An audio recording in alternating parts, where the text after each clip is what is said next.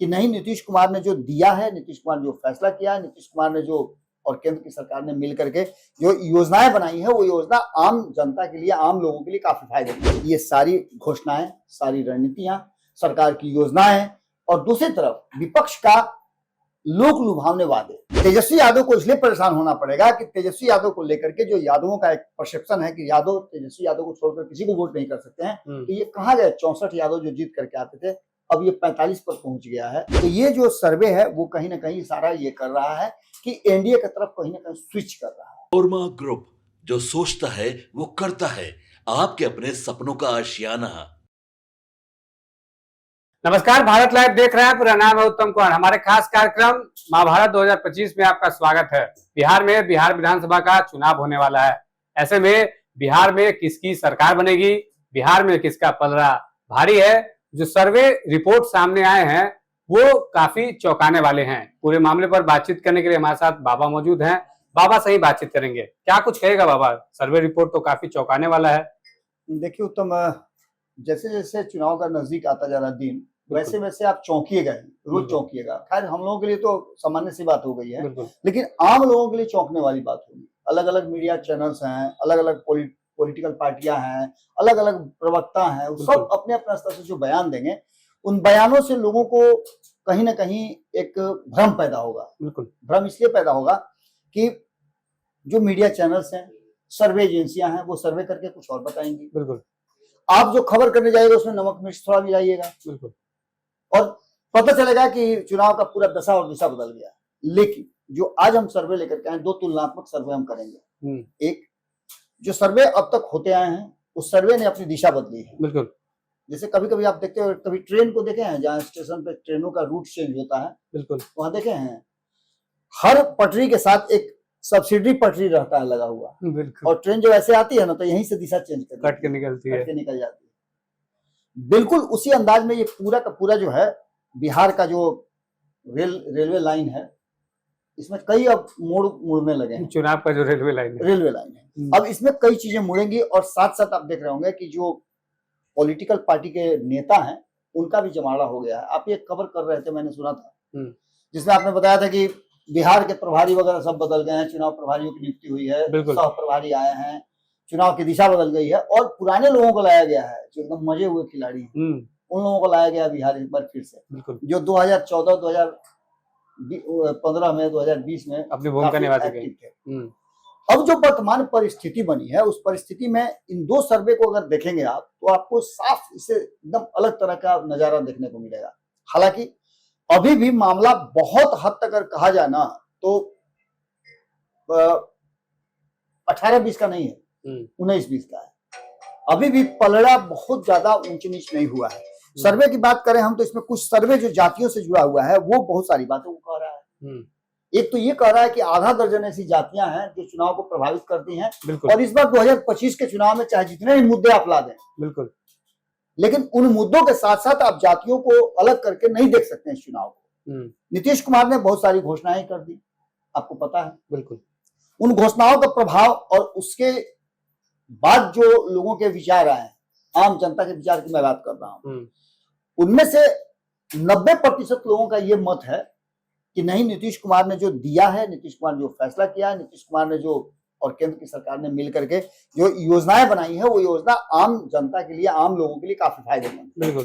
और ये एक सेक्टर में नहीं है, अलग अलग सेक्टर्स में है। अब आप यूथ हैं तो यूथ के लिए भी किया है, हम बूढ़ा हैं तो मेरे लिए भी किया है, महिलाएं हैं तो उनके लिए भी किया है, यानी सबके लिए कुछ ना कुछ, सबके लिए कुछ ना कुछ किया है। और इन सभी बातों को लेकर के जो परिस्थितियां बनी हैं, वो चुनाव की दशा और दिशा तय करेंगी। एक तरफ ये सारी घोषणाएं, सारी रणनीतियां, सरकार की योजनाएं, और दूसरी तरफ विपक्ष का लोक लुभावने वादे, ये अपनी जगह पर मुद्दों में शामिल है। लेकिन सबसे बड़ी बात ये हुई है कि आप बिहार के चुनाव को और बिहार से होता हुआ देश के चुनाव को अब जातियों से अलग करके नहीं देख सकते। सबसे पहले मैं सर्वे की बात करूंगा, जिसमें अजीम प्रेमजी यूनिवर्सिटी का नाम आपने सुना होगा। वहां के छात्रों ने जो सर्वे किया है और उन्होंने जो आंकड़े इकट्ठे किए हैं, वो एक अलग कहानी कह रहा है। उस कहानी में सीधी तौर पर नजर आ रहा है कि 2018 से लेकर के अब तक का जो चुनावी सर्वे करके और उस पर जो मंथन किया गया है, उसमें 2025 बिल्कुल अलग नजर आ रहा है। अलग इसलिए नजर आ रहा है कि जो वर्तमान परिस्थिति बनी है उसमें यादवों की स्थिति सबसे मजबूत बिहार में रही है, लेकिन धीरे धीरे करके ये सीट घटते चले गए हैं। यादवों के सीट की बात करें हम तो 45 यादव विधानसभा में अभी हैं, जो कभी 60 के आसपास हुआ करते थे। तो इसका मतलब है कि जातीय आधार या जातीय गोलबंदी थोड़ी टूटी है। इस बार क्या नीतीश कुमार की योजनाएं इस जातीय गोलबंदी को तोड़ेगी? अगर इसी में अगर हम बात करते हैं राजपूतों की, तो 28-29 2 दिन पहले भी मैं खबर कर रहा था, तो मैंने बताया था कि यादवों को रिप्लेस करेंगे क्या राजपूत। ये बात मैंने इसलिए कही थी कि 45 हैं जिनकी संख्या 14% है, वो मात्र 45 है। बिल्कुल। और जिनकी संख्या 3% है उनकी संख्या 28 है। तो क्या यादवों में टूट हुआ है? ये अगर बात सही है तो इस सर्वे ने नीतीश कुमार के लिए परेशानी पैदा कर दी है। माफ कीजिएगा, तेजस्वी यादव के लिए परेशानी पैदा कर दी है। तेजस्वी यादव को इसलिए परेशान होना पड़ेगा कि तेजस्वी यादव को लेकर के जो यादवों का एक परसेप्शन है कि यादव तेजस्वी यादव को छोड़कर किसी को वोट नहीं कर सकते हैं, तो ये कहा गया 64 यादव जो जीत करके आते थे, अब ये 45 पर पहुंच गया है। 20% के आसपास गिरावट आई है। तो आखिर ये गिरावट क्यों आई, कैसे घट गए? सही बात। दूसरी तरफ हमने कल ही मैं खबर कर रहा था, उस खबर में मैंने बताया भी था, शायद आप ही के साथ मैं कर रहा था या दीपक के साथ कर रहा था। उस खबर में भी मैंने बताया था कि जो वर्तमान परिस्थिति बनी है उसमें जो उनके घर की स्थितियां हुई हैं या और भी कई ऐसी बातें हैं, जो प्रबुद्ध यादव हैं वो भी अब धीरे धीरे करके अपने लिए एक स्पेस खोजने लगे हैं। बिल्कुल। तो ऐसी स्थिति में ये वोट बैंक अगर टूटता है तो ये जो सर्वे है वो कहीं ना कहीं इशारा ये कर रहा है कि एनडीए की तरफ कहीं ना कहीं स्विच कर रहा है। दूसरी सबसे महत्वपूर्ण बात है कि इसमें 15% जनरल, तीसरा नंबर जो आता है मुसलमानों का आता है। मुसलमान कभी बड़ी संख्या में हुआ करते, 17-18 मुसलमान ही रह गए हैं, जबकि इनकी संख्या 30 के आसपास हुआ करती थी। ये घट करके नीचे आते जा रहे हैं। बिल्कुल। मुसलमानों ने कहा है कि आप हमारा वोट तो ले लेते हैं हुजूर, हमको देते क्या है? हमारे लोगों का सिर्फ वोट आपको चाहिए, जब जरूरत होती है बांटने की तो आपको यादव नजर आते हैं, आपको ईबीसी नजर आते हैं, हम कहाँ हैं? ये जो मुस्लिम समाज है ये अपने लिए एक जगह खोजने लगा है। तो यहां भी आकर के इस सर्वे रिपोर्ट ने एक बाइफरकेट करके बताया है कि यहां भी ये अल्पसंख्यक समाज अपने लिए नया चीज सोच रहा है। अल्पसंख्यक समाज में भी 5 कैटेगरी में बटा हुआ है। जनरल है, सवर्ण है, उसके बाद दलित हैं, ओबीसी हैं, ईबीसी हैं। इनको कैटेगरी में बांटा गया है। इसके अलावा कोयरी समाज की बात करें, कुर्मी समाज की बात करें, तो इनका भी एक बड़ा जनाधार है और ये कहीं ना कहीं पीछे दौड़ करके छू रहे हैं। इनकी संख्या मिलकर के 5 से 6%, 7% के आसपास होती है अगर बहुत ज्यादा हम कहें तो। हालांकि 2023 में जो जातीय गणना हुई उस गणना के हिसाब से इनकी संख्या कम ही है, लेकिन मान के चलते हैं कि 6% 7% जो कोयरी कुर्मी समाज है, इनकी संख्या अगर मिला करके देखें तो ये भी करीब 28 से 30 के बीच में है। 18 तो इसमें 16 कोयरी समाज से लोग आते हैं, जिसको कुशवाहा कहते हैं हम। इसके अलावा अन्य जातियों की बात करें तो कोयरी कुर्मी को अगर मिला लेते हैं, जो नीतीश कुमार का कोर वोटर कहा जाता है, तो ये कहीं बहुत दूर नहीं जा रहा है उनसे। इसकी संख्या देख लीजिए कि लगातार अपनी जगह कांस्टेंट है, घटी जरूर है लेकिन कांस्टेंट है। तो ऐसी स्थिति में ये तो घट नहीं रहा है, नीतीश कुमार का वोटर नहीं घट रहा है, नीतीश कुमार का जनाधार नहीं घट रहा है। घट कहाँ रहा है? तो राजद वाले में घटोती हो रही है।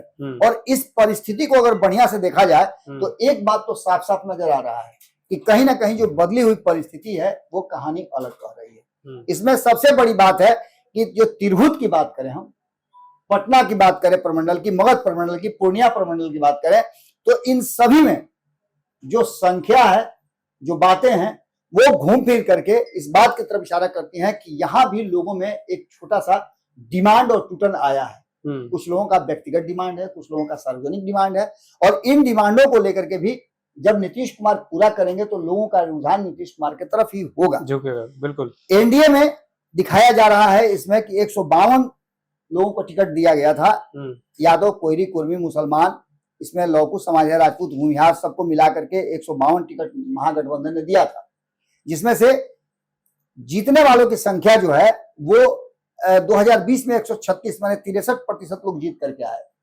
2015 में 143 जीत करके आए थे, यानी 2015 में नीतीश और लालू एक साथ थे, तो ये बेहतर रिजल्ट प्राप्त किया, प्रदर्शन बेहतर था। वहीं एनडीए गठबंधन की बात करें तो एनडीए गठबंधन में 122 लोगों को इन जातियों से लड़ाया गया था, जिसमें यादव है, कोयरी है, मुस्लिम है, कुशवाहा है, कोयरी है, राजपूत हैं, भूमिहार हैं, ब्राह्मण हैं, इनको 122 को लड़ाया गया था।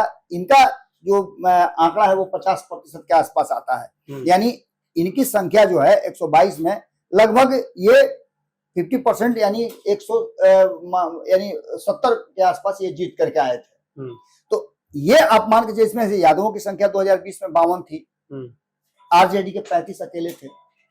अब ऐसी स्थिति में इसमें मुसलमान को खोजिएगा तो एनडीए गठबंधन में आपको नहीं मिलेंगे। एनडीए गठबंधन में 2020 में एक भी मुसलमान जीत करके नहीं आए थे। बीएसपी से जीत करके जमा खां आए थे, उनको अपने साथ जोड़ करके, और नीतीश कुमार ने एक मुस्लिम कोटा पूरा किया। आज भी जमा खान एकमात्र ऐसे मुस्लिम है जो नीतीश कुमार के इर्द गिर्द नजर आते हैं और लोग विधानसभा में भी नजर आते हैं, इसलिए उनको आप देखने होंगे ज्यादा तरजीह दी जाती है। ऐसी स्थिति में एक चीज तो साफ साफ नजर आता है कि अजीम प्रेमजी यूनिवर्सिटी जो है, अजीम प्रेमजी यूनिवर्सिटी, इसने जो सर्वे किया है वो सर्वे ये कहानी कह रहा है कि एनडीए गठबंधन को बढ़त मिल रही है। दूसरा सर्वे जो आप बता रहे थे एबीपी का सर्वे है, इसमें अलग अलग प्रमंडलों की चर्चा की गई है। जैसे पूर्णिया प्रमंडल की बात करें तो यहाँ 24 सीटें हैं। इन 24 सीटों में मुस्लिम की आबादी आपको पता है कि 50% के आसपास है। यहाँ पर शेड्यूल कास्ट भी 14% है। लेकिन यहाँ के सीटों की बात करें तो एनडीए 24 में से 12 सीट उसके पास आती है, 5 सीट अन्य के पास है, और अन्य जो लोग हैं अलग अलग छोटी छोटी पार्टियां जो हैं जैसे एआईएमआईएम वगैरह वगैरह, इनके पास है। यानी 24 सीट में 50% तो आपको एनडीए के पास है, जबकि मुस्लिम बहुल क्षेत्र है। बिल्कुल। तो ये भी निश्चित रूप से चौंकाने वाली बात है। जो मैं मुस्लिमों की बात कर रहा था कि वो अपने लिए कुशन खोज रहे हैं, तो इस बार जनसुराज भी साथ में आया है और जनसुराज वहां काफी मेहनत कर रहा है। अभी आपने कल ही मैं खबर कर रहा था तो मैंने बताया था कि एआईएमआईएम भी वहां अपनी यात्रा शुरू कर चुका है, ओवैसी जो है सीमांचल में पहुंच चुके हैं, तो वो भी एक बड़ा फैक्टर है। तो देखना दिलचस्प ये होगा कि यहाँ बहुत कुछ तो बदलाव होता हुआ दिखाई नहीं दे रहा है, लेकिन 50% एनडीए गठबंधन के हाथ में सीट रहना इस बात की तरफ इशारा करता है कि एनडीए गठबंधन और बेहतर कर सकता है। जो परिस्थितियां हैं, जो योजनाएं और नीतीश कुमार ने लागू की हैं और जो बांटा है रेवड़ी, वो तो लोगों को सीधे नजर आ रहा है।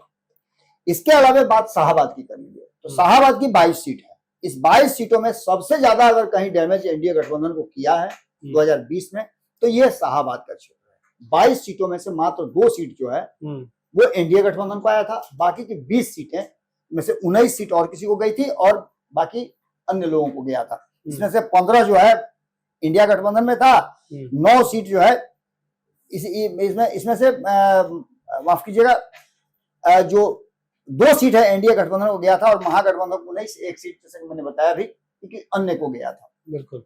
तो सीधे तौर पे ये नजर आता है कि शाहाबाद में बहुत मेहनत करने की जरूरत है। और आपने देखा होगा कि चाहे वो बीजेपी की बात कर लीजिए, चाहे जदयू की बात कर लीजिए, या फिर चिराग पासवान से लेकर के उपेंद्र कुशवाहा तक, सभी शाहाबाद के क्षेत्र में अपना पैठ जमाने की, और इनको लग रहा है कि शाहाबाद में अगर वो बेहतर प्रदर्शन करते हैं तो एनडीए गठबंधन को मदद कर सकते हैं। चिराग पासवान ने तो स्पष्ट कह भी दिया था कि शाहाबाद में जिन सीटों पर आपको मुश्किल हो रही है वो सीट हमें दे दीजिए, हम उसमें प्रयास करेंगे, हम उसमें कोशिश करेंगे कि हम सीट जीत करके आए।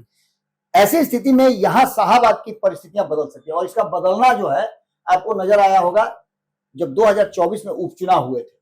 बिल्कुल। शाहाबाद की 2 सीटें थी, हालांकि बक्सर की 1 सीट थी, शाहाबाद की भी तरारी सीट जो है अपने पाले में किया था। बक्सर की सीटें जीत करके 4 सीटों पर उपचुनाव हुए थे और 4 सीट एनडीए गठबंधन को गया था, तो ये एक बेहतर बात हुई थी। इसके बाद सारण की बात करें, यहाँ 24 सीटें हैं।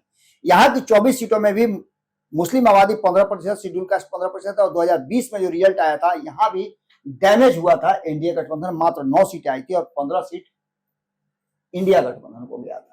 तो ये भी एक ऐसा क्षेत्र है, इसको कहा जाता है कि लालू प्रसाद का गढ़ है, क्योंकि लालू प्रसाद पहले यहाँ से चुनाव लड़ा करते थे, यहाँ से जीता भी करते थे, राबड़ी देवी लड़ती थी, और इन्हीं क्षेत्रों में से कहीं ना कहीं घुमा फिरा करके आप देख लीजिएगा तो तेजस्वी यादव भी आते हैं जो मुख्यमंत्री के स्वघोषित उम्मीदवार भी हैं। यहाँ भी लड़ाई कड़ी है और इसी सर्वे को लेकर के एबीपी ने भी कहा है कि यहाँ पर कड़ी लड़ाई दे सकता है इंडिया गठबंधन, लेकिन वर्तमान परिस्थिति जो 2020 की देखें तो वहां एनडीए गठबंधन को मात दिया था इंडिया गठबंधन। अच्छा, सर्वे की रिपोर्ट अगर देखें तो एनडीए और महागठबंधन में किसका पलड़ा आपको भारी दिख रहा है? देखिए, इस सर्वे में दोनों के सर्वे का हमने बता दिया। इन दोनों सर्वे में एक बात तो साफ नजर आ रहा है कि एनडीए गठबंधन का पलड़ा भारी है। जो जातीय वोटों का आधार जो आपने देखा, जिम प्रेमजी का जो यूनिवर्सिटी ने जो किया है, वो तो साफ बता रहा है कि वोट टूट रहे हैं, जातीय गठबंधन भी टूट रहा है, बिल्कुल जातीय वोट बैंक टूट रहा है, क्योंकि इतना तेजी से नीतीश कुमार ने रेवड़ी बांटा है। 22-23 तरह की योजनाएं जो शुरू कर दी हैं 2 दर्जन के आसपास, उसको लेकर के लोगों का रुझान है। तो सारण की बात हमने कर ली, सारण में एनडीए गठबंधन को मेहनत थोड़ा ज्यादा करने की जरूरत है, लेकिन पटना की जो 21 सीटें हैं उसको लेकर के भी बहुत सारी बातें सामने नजर आई हैं। उस 21 सीट में से कहीं ना कहीं जो वर्तमान परिस्थिति है उसमें से 11 सीट जो है वो एनडीए गठबंधन को गया है और 10 सीट इसमें से जा रहा है इंडिया गठबंधन को, यानी 38% जो है वो इंडिया गठबंधन और 39% जो है वो एनडीए गठबंधन को जा रहा है। यानी कि एबीपी के सर्वे को भी अगर देखें तो पूरी तरह से ये बात साफ नजर आता है। ये 91 सीटें जो है इन 4 क्षेत्रों की, ये इस बात की तरफ इशारा कर रही हैं कि बिहार में ये जो फैसला है, खास करके एनडीए गठबंधन इस पर अगर फतह कर लिया, शाहाबाद पर, पूर्णिया में आप 50-50 पर है, थोड़ा सा बढ़ जाइए, सारण की सीटों पर आप जिस तरह से शाहाबाद में उसी तरह से यहाँ भी आपको आगे बढ़ना पड़ेगा, और पटना की सीटों पर जिसकी चर्चा 50-50 के लगभग है, थोड़ा सा इसमें बेहतर प्रदर्शन कर देते हैं। जैसे कई सीटें हैं जो हाथ से निकल भी गई थी,